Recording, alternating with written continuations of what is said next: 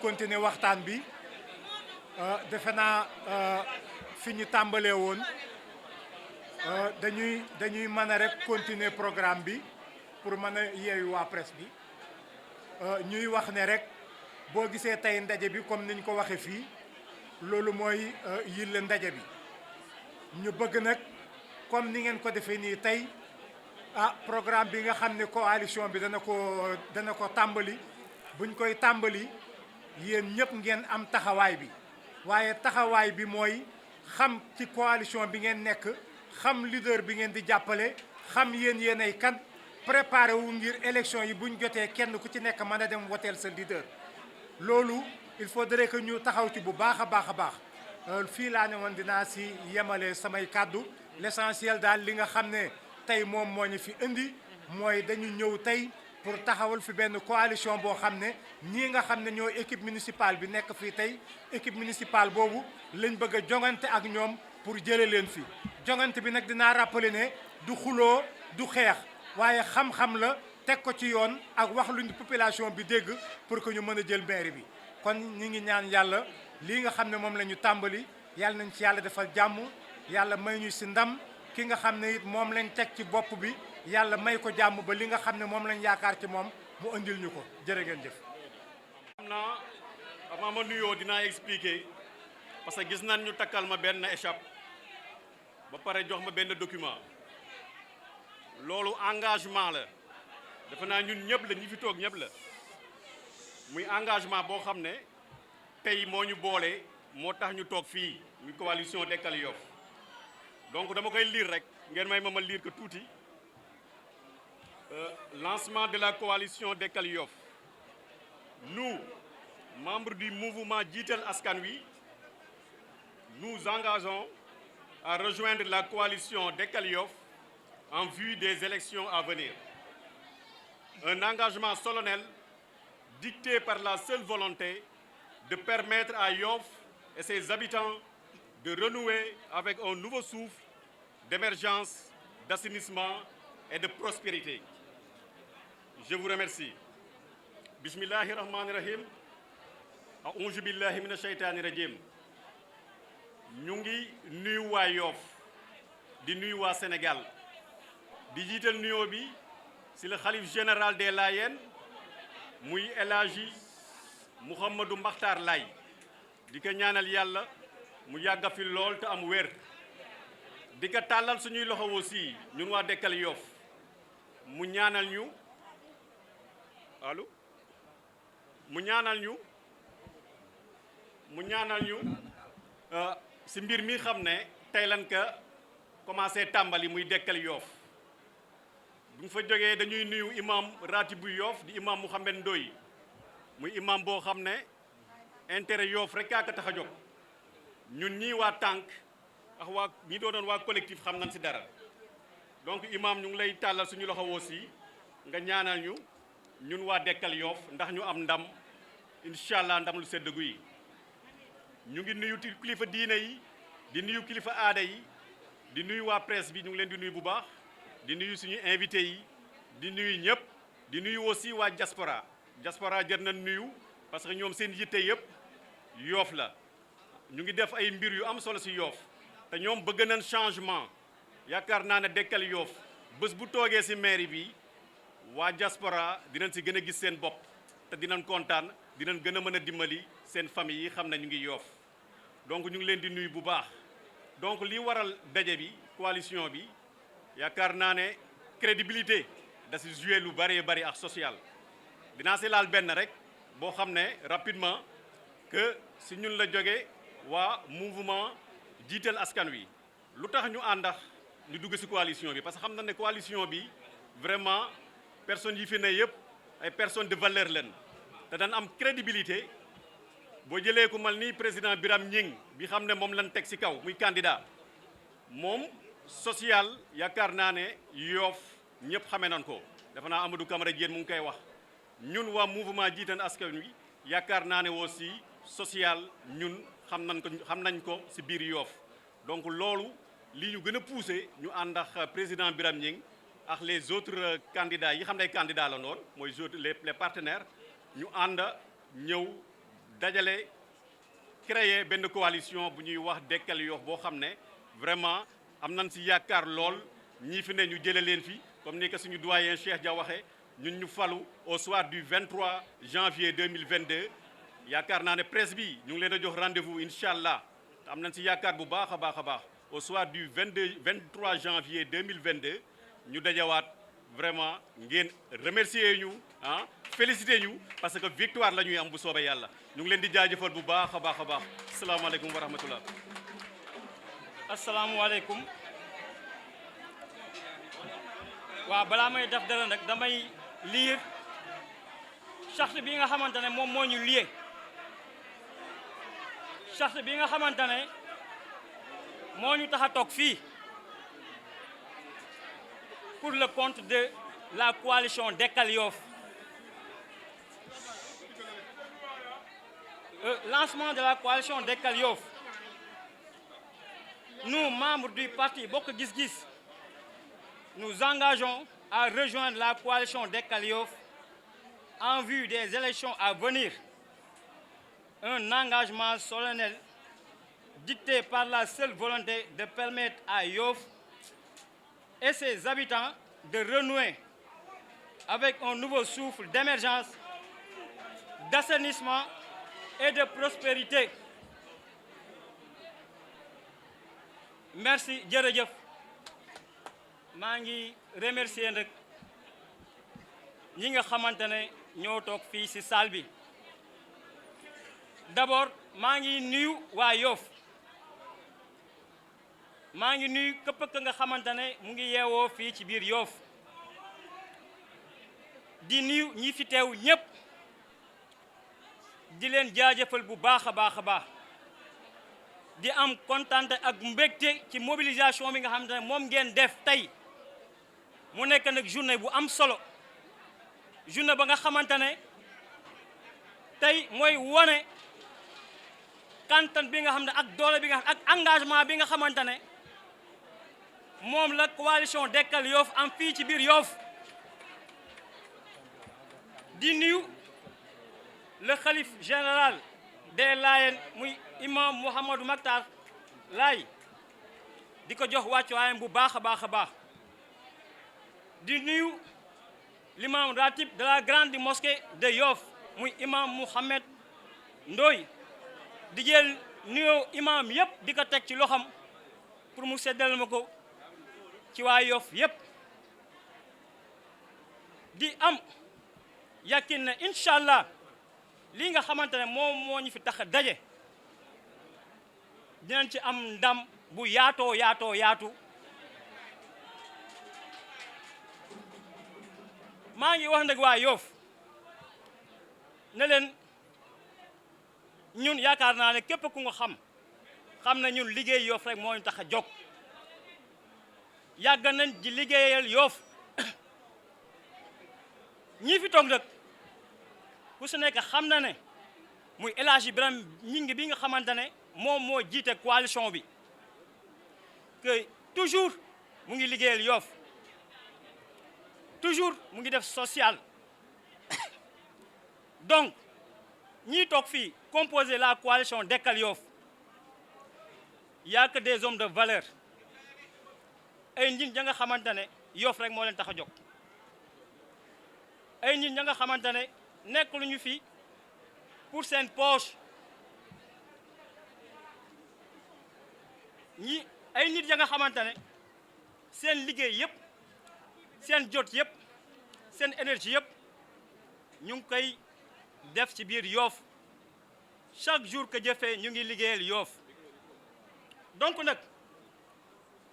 ñu ngi ñaan dëgg waa Yoff góor ak jigéen mag ak ndaw di ñaan képp ka nga xamante ne yaa ngi yeewoo ci biir Yoff nga ñëw macha allah adhéré ci suñu projet parce que projet bi dañu ko xalaat miirir ko mu nekk un projet partagé par tous ces leaders ñun dëkk li ñu yitteel mooy Yoff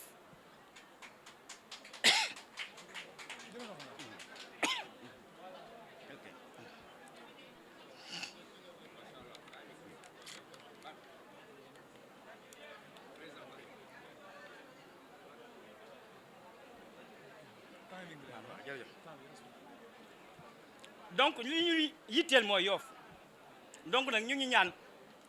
projet bi nga xamante ne moom la ñu mûrir ficelé ko un projet bien réfléchi ñu ngi ñaan waa Yoff ñëpp ñu ñëw adhéré ci projet boobu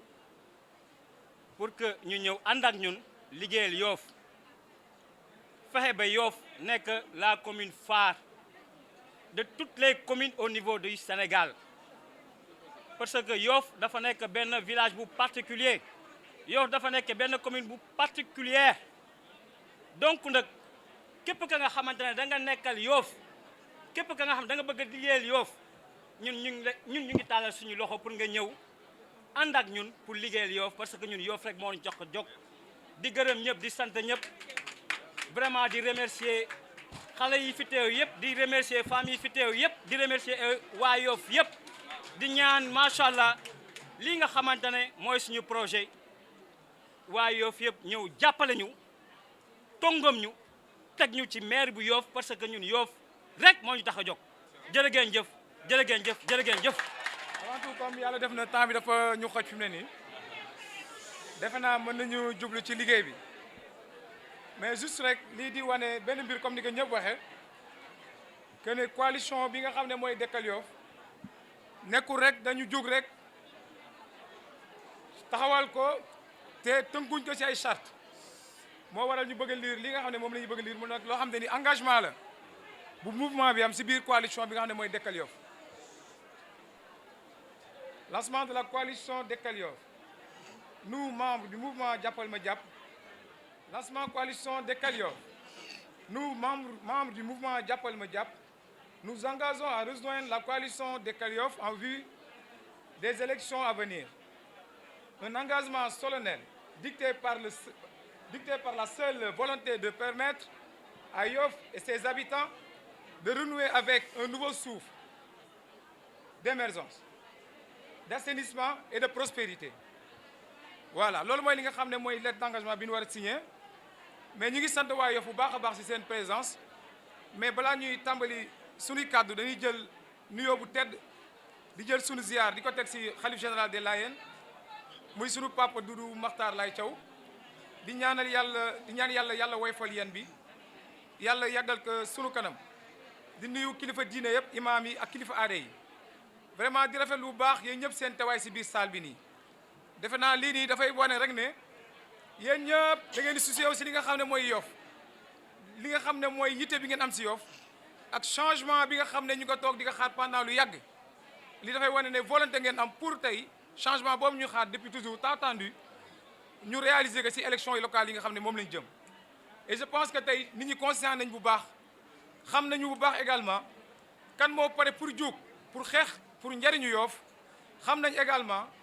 ban équipe lañ war a àndal pour jóg pour jël li nga xam ne mooy li Yoff moo mën lépp te ñu nangu ko seeni loxo delloowaat ki seeni borom mais également xam nañ tamit ñan ñoo jóg pour taxawu ñi nga xam ne ñooy ndaw yi mais jàppale également ñi nga xam ne ñoo gën a am solo ci jàppale muy femmes yi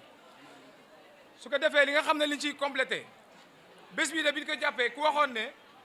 am na ñu doon wax ne salle bi du fees parce que salle la boo xam ne ni 600 places lay jël ñu programmé ko ci ñaari fan mais defe naa tey am na ñoo xam ne ni amuñu place bu ñu toog loolu te am na ñeneen également ñoo xam ne ñu ngi ci biti li muy manifester toujours rek mooy pare bi nga xam ne jeunes yi pare nañ ko pour changement bi nga xam ne bëgg nañ ko te tey jii li nga xam ne mooy coalition bi aussi ñëw ñu rek jiital benn leader parce que yaa ñu neex parce que yaa gën a rafet yére parce que nangam déedéet dañu toog waxtaan ci biir waxtaan ñu déggoo mais dañu gis ne également ki nga xam ne moom la ñu choisir pour jiital ko vraiment daf ko mérité parce que tey bu ñuy wax vraiment koo xam ne nii nekk goo dara ci réew mi ngay jël sa alal di ko def ci dëkk bi ci Yoff tey amul lenn lu Yoff di xewle muy ci association sportive yi muy ci ndaw raab yi muy ci femmes yi am na ci sax ñoo xam ne nii ba seen i ngénte sax El Hadj Biram day ñëw di ci dugal loxoom di ngéntal seen i doom kon kooku bàyyiwul benn secteur kon nag bu yàlla defee tey ñu jiital ko ci coalition boo xam ne dañ bëgg a jël li nga xam ne mooy li Yoff moom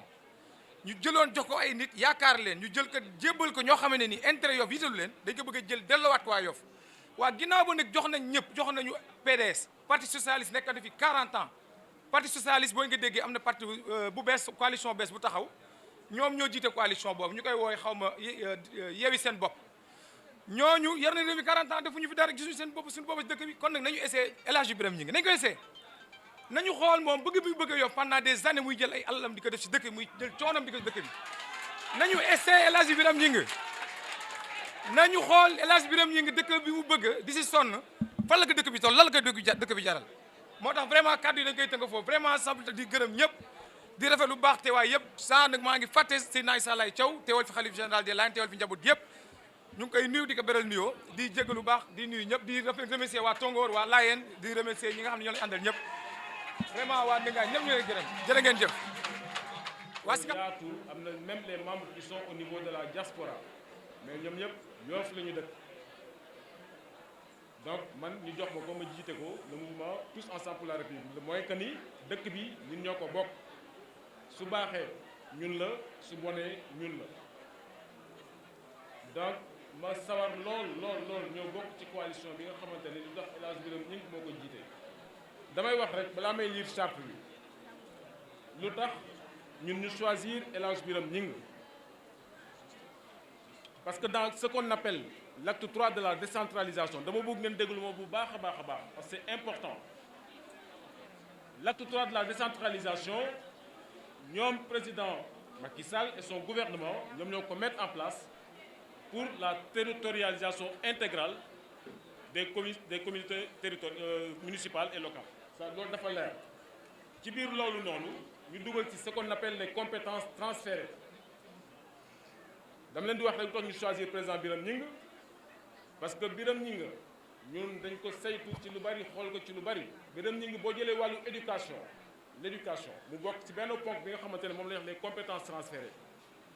mu tabax ci muy dimbali élèves di joxe ay bourses d'études aux élèves de Yoff ñii mu leen di fayal seen frais de scolarité te mu ngi koy def yéen ay témoins ngeen yéen a ma ko gën a xam ba Yoff soxlawee lycée Yoff CM la amoon dëkk yëpp am nañu lycée ba mu des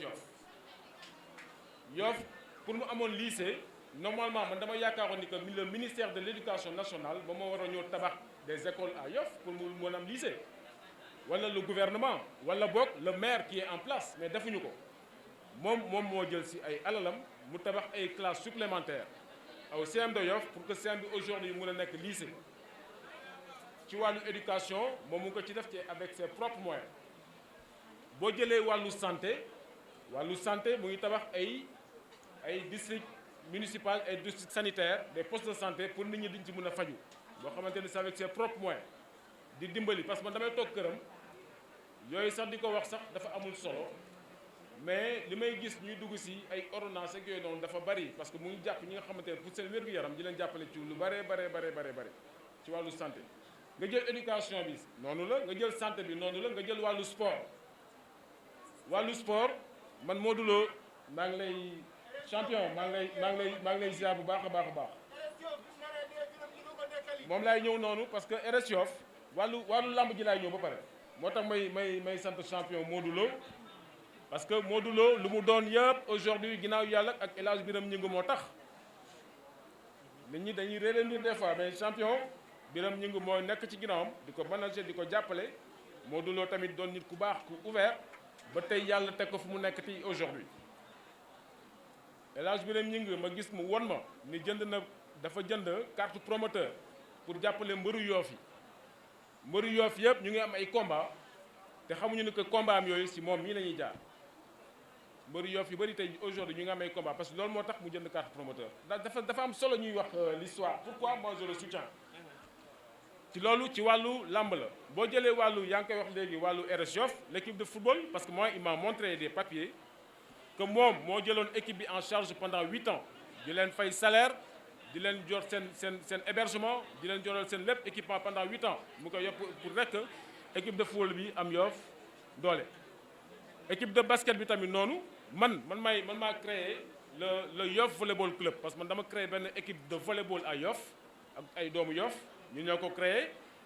c'est que aussi pour que Yoff mën a développer ci fànn yu bari donc moom mu ngi ci sport bi mu ngi ci santé bi mu ngi ci éducation bi mais c'est ce qu'on appelle pardon oui non mais excuse parce que voilà c'est le temps merci beaucoup. merci beaucoup. waaw non li ñu war a wax dafa bari mais dama leen bëggoon wax lu tax ñu choisir le candidat parce que moom il fait le travail de ce que un maire devrait faire loolu liggéeyu maire la mairie defu ko moom mu ngi koy def donc c'est lui le maire.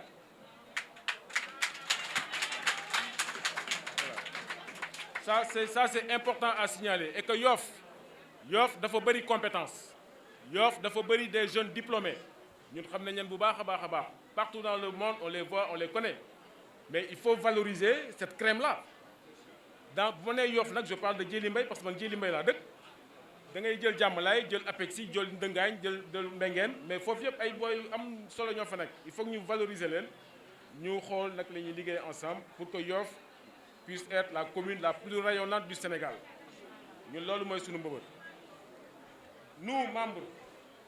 du mouvement Tous Ensemble pour la République, nous nous engageons à rejoindre la coalition Dekkal Yoff en vue des élections à venir. Un engagement solennel dicté par la seule volonté de permettre à Yoff et ses habitants de renouer avec un nouveau souffle d'émergence, d'assainissement et de prospérité. Je vous remercie. Assalamu alaikum wa rahmatullah.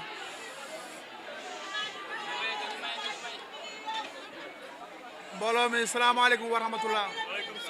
ñu ngi fi fekk ñu ngi nuyu ñu fi fekk ñëpp ku ci ne sa tur ak sa sant di jiital ci nuyoo bi kilifa yi di ci jiital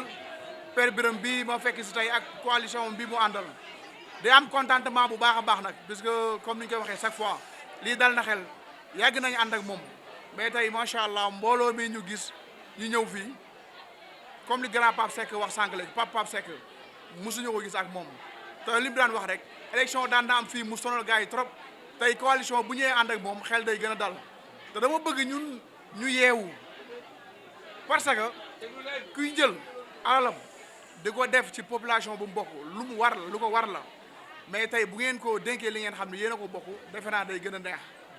te père ku ko xam ko ci social tey boo rombee buntu gërëm chaque fois moo ngi fees del ak ay nit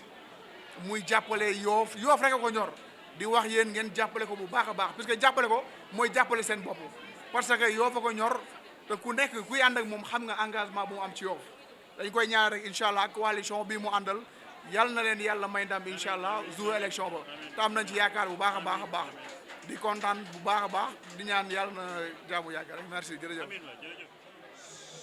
asalaamaaleykum asalaamaaleykum asalaamaaleykum. maa ngi leen nuyu yéen ñëpp ku nekk si turam ak santam tey yaakaar naa mbégte mënul weesu lii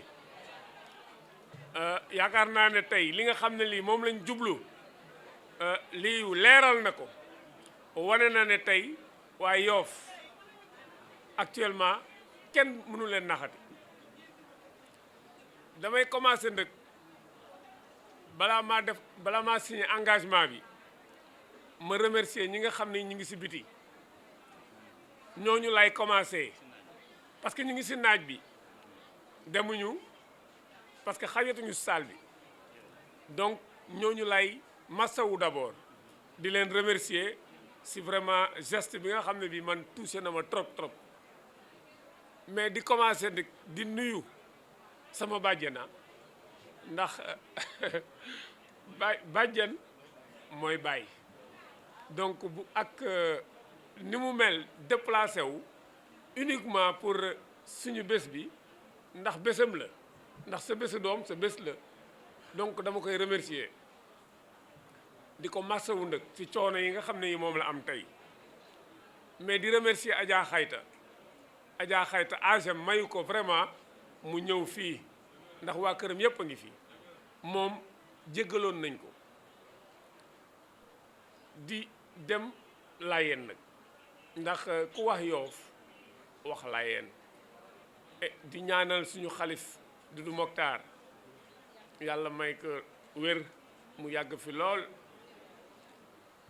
représentant wu xalif général de Layeen El Hadji Pape Seck wax na ko muy Seyna Issa Diop ñëpp xam li nga xam ne lii moom vraiment moom lay dox ci Yoff moom dafa jël moom xalif la ndax ku ko xam ne mooy doomu 3e xalif général des Layènes mais liggéeyab Yoff da ko jaral lu ne da ko jaral ñëpp mere ko du sëriñ bi nga xam ne bi day toog di laaj addiya rek day xeex pour li nga xam ne lii moom la dëkk bi ndax maamam loolu mooy woon mission te moom mi nga xam ne moom mooy incarné nag affaire maamam fii ci Yoff loolu ñëpp xam nañ ko fu ñu ko tuddee vraiment ñëpp xam ne dina jàmbaar jaa ngi noonu ndax ku xam papaam xam ne papaam jàmbaar la woon. donc tey mu am lu ñuy dëgmal nag li ñuy dëgmal yaakaar naa ñëpp xam nañ ko fi mu ne actuellement réeratul kenn seen mobilisation bi ku ko gis tey dina xam ne am na waa Yoff lu ñu bëgg fi mu ne jamono bañ leen doon naxee yaakaar naa weesu nañ ko ndax bu fekkoon am na lu ñuy ragal wala lu ñuy tiit tey salle bi du mel ni mu mel tey donc tey ñun dañu am tey pour remercier leen bu baax ma am ñoo xam ne ñii nag war naa leen defal ay remerciement yoo xam ne yi yu particulier la muy ñi nga xam ne ñi ay candidat lañu woon dama bëgg ngeen déglu ma bu baax a baax maa ngi wax lu am solo ñi nga xam ne tey ñoom ay candidat lañu woon ñu renoncer à leur candidature pour intérêt Yoff pas pour intérêt Birame Gningue de pour intérêt Yoff loolu moo tax ñu bàyyi la nga xam ne lii moom lañ téye woon commencé par ki nga xam ne kii moo nekk sama wet muy Yankhoba Diène ñëpp xam nañ ne moom mooy leaderu Bokk Gis Gis fii ci Yoff nekk candidat déclaré ko ba ñëpp dégg ko mais pour intérêt Yoff mu ne naa bàyyi sama candidature Seyna Issa Laye Bane yaakaar naa ñëpp dégg nañ ko si ñuy jëkk a déclaré seen candidature si la bokk extérieur la nekkoon bàyyi la mu doon def pour intérêt Yoff bàyyi liggéeyam ñëw ne vraiment dama ñëw tey pour diriger Yoff ba mu demee ba ci kanam mu ne naa bàyyi pour intérêt Yoff fekk si coalition bi nga xam ne bii moom lañ taxawal coalition bi du coalition Birame coalition bi Yoff la demande sociale waaye Yoff ñoo ko bëgg ñu gis Ndiaga Ndoye ñëpp xam li mu représenté si Yoff mu bàyyi njabootam Hollande rek pour intérêt Yoff rek moo ko fi téye ñëpp d'accordoon ne tey moom potentiel candidat la woon pour diriger Yoff mu renoncer à tout cela ne damay ñëw ñu def suñu coalition bi nag tant que Birame mu ngi fi man duma ko jiite waaw loolu la wax ba mu koy wax man nekkuma fa mais dëkk bi moom lu fi waay wax saay dégg ko ndax ñëpp xam nañ ne Ndiaga tey diriger na fi collectif bi intérêt Yoff bi nga xam ne bi Yoff yëpp plus de 3000 diggante Ngor Wakam ak Yoff mu koy diriger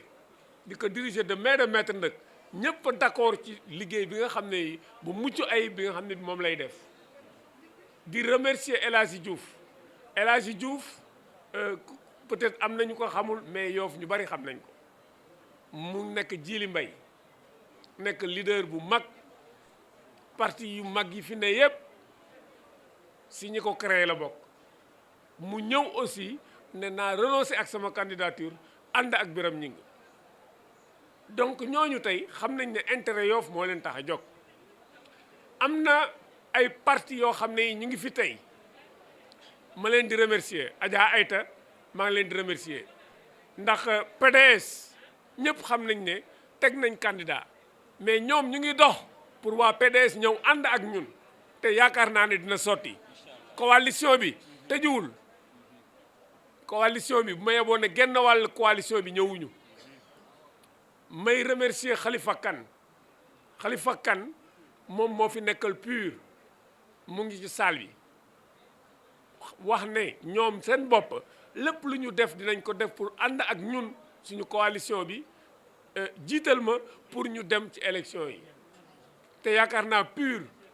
ñëpp xam nañ ko PUR ku ko am ci Yoff da ngay gagné PUR ku ko am ci Yoff moom mooy faiseur de roi fii ci Yoff donc tey mu ñëw pour vraiment apporter ñu suñu soutien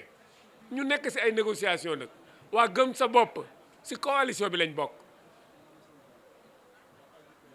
AJ/PADS ci coalition bi lañ bokk c'est-à-dire que ñoom ñëpp tey charte bi tey pare nañ pour signer ko mais nag comme discipline parti la il faut ñu waxtaan ak seen parti bu pare ba seen parti jox leen ndigal ñu soog a ñëw mais ñun jàpp nañ ne ñoom ak ñoom ñoo bokk suñu bëgg-bëgg donc vraiment tey man sama xol sedd na trop ndax tey ku dugg ci salle bi vraiment di nga xam ne kii Modou Lo du ma ko gërëm ndax sama doom la nit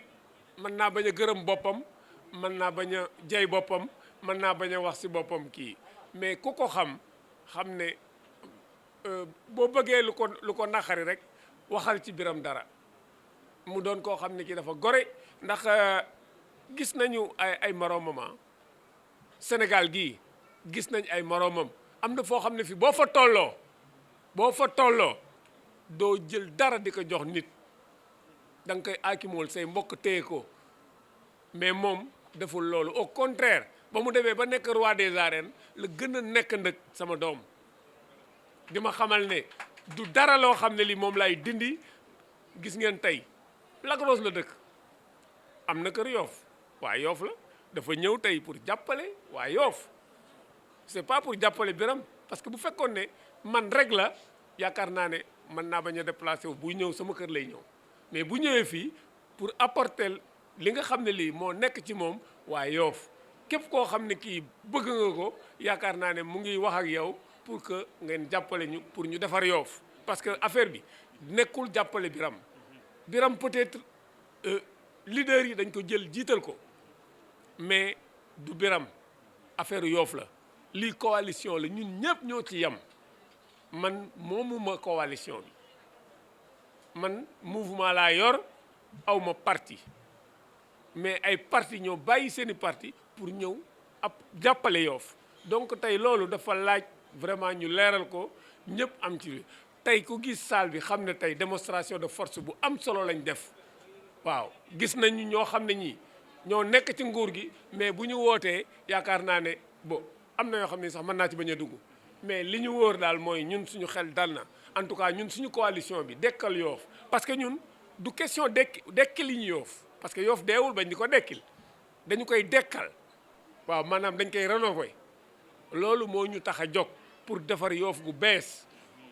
loolu mooy li nga xam ne lii moo ñu tax a jóg maa ngi gërëm ñëpp di leen sant léegi nag dafa am charte boo xam ne bii moo ñu lié pour wan leen ne ñun ñëpp ñoo ci yem charte bi dañuy jël un engagement solennel signé ko bu wane ne tey ñun dañuy àndu nawle la ñuy ànd nag du ànd boo xam ne bii nit daf ko jiite ñun ñëpp ñoo yem ci kii bi d'égale dignité amuñu benn xaarma yàlla amuñu benn kii boo xam ne bi benn distinction boo xam ne bi dañ koy def lépp lu ñuy def dañ koy defandoo lu ñuy décider dañ koy décidendoo bu ñoree maire bi aussi noonu lay demee c'est pas que Biram mooy nekk maire que moom mooy décider lu ko neex ñun nekkuñu foofu parce que ñun intérêt Yoff moo ñu doxal képp koo xam ne kii yaakaar nañ ne mën nga apporter Yoff dara mais dañuy ànd ak yow bañu ñu si kenn même ku nekk APR bu ñëwee suñu kii dañ koy accepter parce que lii Yoff moo ko bëgg li Yoff bëgg nag képp koo xam ne kii homme de valeur nga bu nekk Yoff dañ la soxla ci ànd bi pour que ñu mën a liggéey dëkk bi ndax ñun liggéey dëkk bi rek moo ñu intéressé gis nañ li fi am bu dee affaire mbokk la ki fi nekk kenn gënumaa bokk ak moom te yaakaar naa ni ñi saal bi xam nañ loolu waaye nag ab liggéey amul ak mbokk amul sentiment ndax lii intérêt dëkk bi la dëkk bi fi mu ne nii mooy souffrir dëkk bi moo sonn waaw gis naa Adja Roxe génn benn vidéo mu ne dañu bëgg koo xam ne kii dafay liggéey dëkk bi bu liggéeyee dëkk bi lu dëkk bi am mu delloo ko ci dëkk bi mais pas mu jël li nga xam ne li moom la kii bi am dëkk bi am mu def ko seen poche mais loolu moo fi am ñoom ñu mer di ko woo ak menacé mais loolu moo fi am loolu ku nekk ci dëkk bi xam nga ko ñu wax ka xam nañ ko ñu bañ ko wax xam nañ ko kilifa nguur gi xam nañ ko kilifa aada yi xam nañ ko ñëpp xam nañ ko donc mu doon loo xam ne lii ñun tey loolu la ñuy combattre ñun combattre tuñ ak nit combattre ñu ak nit ñun du ñu wax nit lu ko metti du ñu wax nit lu ko naqari loolu intéressé wuñu ñun li ñu intéressé mooy suñu dëkk dox bu dëkk bi doxoon ni ñu ko war a téye ñu téye ko noonu bon opposant du fi am ndax dëkk baa ngi dox mais dëkk bi bu doxul nag dañuy am courage yu taxaw xamal nit ñi ne dëkk bi doxul amul dara luñ ciy ragal amul dara luñ ciy tiit ma leen di ñaax nag ngeen préparé wu nag parce que élection ñëpp xam nañ ni muy demee xam nañ ne nit bu yoree nguur neex na neexaay boo xam ne bii daf lay jaral lu ne loo xam di nga ko def loo xamul di nga ko def muy lu baax di nga ko def muy lu bon di nga ko def ñu jël suñu matuwaay nag surtout les jeunes ñoom laay waxal dëkk bi yëpp transféré nañ ñoo xam ne ñii ñu ngi dëkk Casamance ñii ñu ngi dëkk Bawol ñii ñu dëkk faneen dañuy taxaw élection ren yi du doon ak élection yi passé ñun dem nañ élection xam nañ lan mooy élection dinañ taxaw nag ñi nga xam ne ñii dëkkuñu ci dëkk bi duñ fi voté il faut ñu taxaw toll nañ foo xam ne fii dañu war a organiser wu on a plus de 3 mois dañu war a organiser wu dès à présent élection yi commencé na ndax normalement en fin octobre la ñu joxe caution yi donc tey élection commencé na li wóor nag mooy ñu organiser wu bu baax a baax liggéey guddi ak bëccëg suba ak ngoon pour li nga xam ne lii mooy suñu victoire ñu bañ ñu ko arracher loolu mooy li nga xam ne lii vraiment moom laa bëggoon a kii muy message bu fort boo xam ne bii bugguma lim kenn parce que bu ma limee du ma fi jóge d'abord te bu ma limee naa am ñu ma pàtte ndax dëkk bi yëpp a ngi fi tey waa Nord Foire ñu ngi fi waa Ouest Foire ñu ngi fi waa aéroport Diamalaye Yoff quartier yëpp ñëpp a ngi fi donc bëgguma lim kenn di fàtte kenn di frustrer kenn donc ñu ngi leen di remercier bu baax a baax léegi nag dama war a signer engagement bi nga xam ne bii mooy lancement coalition Dekkil Yoff candidature li ñu doon def yëpp pour suñu diggante la woon mais tey dañuy ñëw pour def suñu déclaration de candidature officielle. Mesdames, Mesdemoiselles, Messieurs, honorables invités, dignitaires religieux et coutumiers, chers compatriotes, Mesdames, Messieurs de la presse, merci d'avoir répondu massivement à l'appel pour notre rencontre historique pour notre commune. Je voudrais exprimer toute ma gratitude et satisfaction face à cette belle mobilisation. Dans moins de 4 mois, notre pays organise des élections locales à multiples enjeux, à l'issue desquelles vont se dessiner de nouvelles pistes de développement pour nos collectivités territoriales. C'est dans cet élan de synergie et d'action que plusieurs mouvements et formations politiques ont décidé d'unir leurs forces en mettant en place une coalition dénommée Dekkal Yoff. Dekkal Yoff est armée d'un programme de société clairement orienté vers un développement inclusif de Yoff. La coalition Dekkal Yoff, représentée comme suit: El Hadji Ndiaga Ndoye du mouvement Jiital Askan Wi,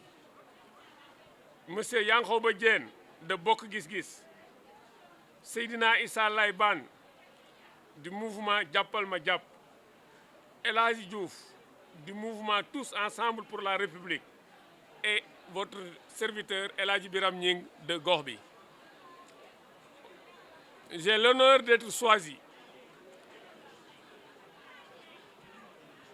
l'honneur d'être choisi par ces hautes personnalités, leaders et mouvements et formations politiques comme président de la coalition Dekkal Yoff. À ce titre, je serai candidat de la coalition Dekkal Yoff lors des élections municipales du 23 janvier 2022. Dans tous les domaines d'activité de la commune d'arrondissement de Yoff, à savoir l'éducation, la santé, le sport, les sphères religieuses et coutumières, nous nous efforçons toujours à être aux côtés des populations pour contribuer à leur bien-être social. Notre coalition Dekkal Yoff est en train de dessiner les perspectives et le projet que nous présenterons aux populations de la commune d'arrondissement de Yoff dans son ensemble. Nous pouvons en citer deux exemples de ces projets. Un projet d'assainissement tant réclamé par les populations, instaurer et encadrer le tourisme religieux, une équipe, des enjeux, un avenir meilleur. Ce sont les termes emblématiques de la coalition Dekkal Yoff. ànd bi nga xam ne bi mooy bi wóor.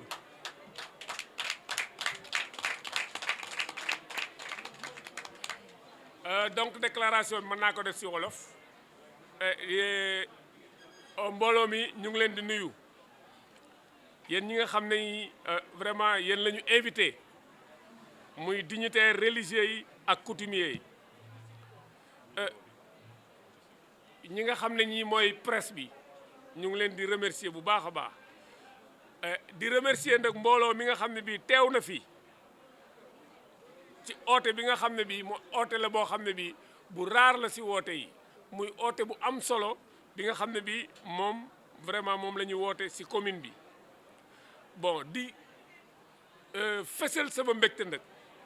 di fesal sama mbégte pour mobilisation bi nga xam ne bii moo am bon fekk ñeenti weer du mat sax ñeenti weer dëkk bi dañu war a organiser ay élections locales maanaam mooy élection maire yi mu doon dëkk am enjeu yu bëree bëri dans lesquels ce nisel comment dirais mu doon loo xam ne lii ñun ñëpp tey dafa am ay piste yoo xam ne yi moom la ñu war a tegal waa dëkk bi pour développer li nga xam ne lii mooy suñu dëkk bon mu doon loo xam ne lii nag mu doon élan bu bees boo xam ne bii ay action maanaam ay jëf ak ay mouvement politique ñoom ñoo décidé pour teg benn coalition maanaam benn ànd bu ñu tuddee Dekkal Yoff Dekkal Yoff nag nekk na armée boo xam ne bii dafa armée d'un programme boo xam ne bii dafa orienté wu vraiment ci liggéeyal Yoff loolu rek moo ñu tax a jóg léegi coalition bi ñi nga xam ne ñi ñoo ko seq El Hadji Ndiaga Ndoye dafa yoroon mouvement am ñu tudde ko jiital askan bi Yankhoba Diène bokk parti ñu koy wax bokk gis-gis Seydina Issa Laye Bane moom mouvement am ñëpp xam nañ ko mooy jàppal ma jàpp mu doon tur boo xam ne bii nag tey mooy indi coalition bi ndax ku nekk dafa am fu muy jàpp pour que ñu li nga xam ne li moom la ñu bëgg ñu am ko El Hadji Diouf moom mouvement la boo xam ne bi tous ensemble pour la république maanaam ñun ñëpp ñu ànd pour njariñu dëkk bi ak El Hadji Biram ñi nga xam ne nii moom gox bi rek moo ko intéressé loolu mooy ñi nga xam ne ñii ñoo yor kii bi bon léegi nag tey maa ngi am mbégte trop bi nga xamee ne ñii dañ yor seen formation politique ñii yor seeni mouvement citoyen jël ma tànn ma nag pour man ma jiital leen loolu moo tax tey ma déclarer solennellement man sama candidature pour la coalition maanaam nangul naa leen tey li nga xam ne lii moom lañ ma jiital pour man ma jiital leen ci élection yi nga xam ne yi moom la ñu war a def le 23 janvier ñu leen di xamal ne nag activités yi nga xam ne yi moo war a nekk ci ab dëkk muy éducation muy njàngu xale yi muy la santé mooy suñu affaire yu wér-gu-yaram muy sport bi nga xam ne bii xale yi ci la ñu nekk li nga xam ne lii mooy ñun suñu diine ak suñu coutume bi nga xam ne bii ñun moom rek la ñu am léegi nag suñu coalition Dekkal Yoff bi dafa am ay perspective maanaam dafa am foo xam ne fii foofu la bëgg a yóbbu dëkk bi ak ay projet yoo xam ne yi ñi nga xam ne ñi ñoo nekk ci dëkk bi et dinañ ko vraiment dinañ ko yitewoo ñëpp ensemble ñu cité si nag ñaari projet ndax dëkk bi gis nañ taataay gis nañ ne amul dara loo xam ne defar nañ ko pour bu tawee ñun actuellement Yoff bu xiinee sax ñun ñëpp ñu tiit duñu xaar mu taw bu ñu dañuy ñaan sax yàlla mu bañ a taw fii te taw dafa doon loo xam ne lii tey ñun suñu mbokk béykat yi soxla nañ ko mais ñun bëgguñu mu taw parce que dañu fi liggéeyu loo xam ne lii tey man yaakaar naa ne man maa war a jëkk a wax loolu ndax sama kër ñëpp xam nañ na mu mel adresse bi dañ naan kër Biram ñu ngi fi ndox mi taawe loolu la ñuy wax mu doon loo xam ne lii nag mooy suñu combat nag ñun suñu combat yaakaar naa ne bu ñu commencé